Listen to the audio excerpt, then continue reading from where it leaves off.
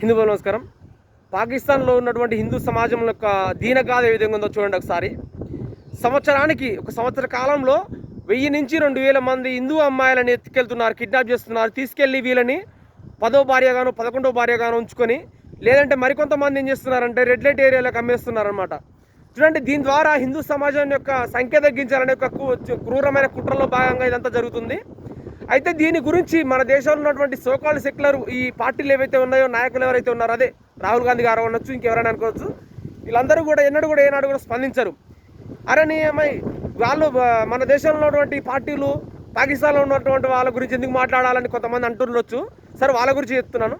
మరి ఎక్కడో ఉన్నటువంటి పాకిస్తాన్లో దాడులు, మన ఇజ్రాయెల్ వాళ్ళు చేస్తున్నటువంటి దాడులకు వ్యతిరేకంగా మాట్లాడుతున్నంత సోయి ఉంది. కానీ మన అఖండ భారత్లో భాగమైనటువంటి నిన్న మొన్నటి దానిక కూడా మన అఖండ భారత్లో భాగమైనటువంటి పాకిస్తాన్లో జరుగుతున్నటువంటి దారుణాలకి, బంగ్లాదేశ్లో జరుగుతున్నటువంటి దారుణాలకి, హిందువులపై జరుగుతున్న దాడులకి ఏనాడు కూడా ఒకనాడు కూడా స్పందించారు. ఎందుకనంటే వీళ్ళ ఓట్ బ్యాంక్ రాజకీయం కోసం.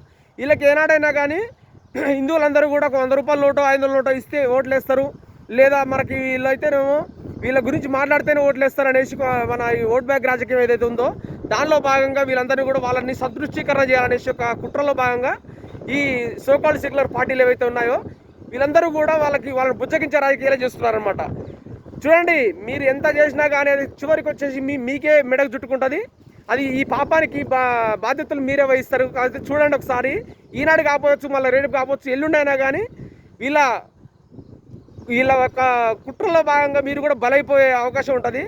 హిందువుల్ని కాదనేసి ఎవరైతే మీరు ఓట్ బ్యాంక్ రాజకీయం చేస్తున్నారో వాళ్ళు మిమ్మల్ని కాల్చుకొని తింటారు ఎప్పుడైనా కానీ. చూసుకోండి, ఇది వాటికి తథ్యం.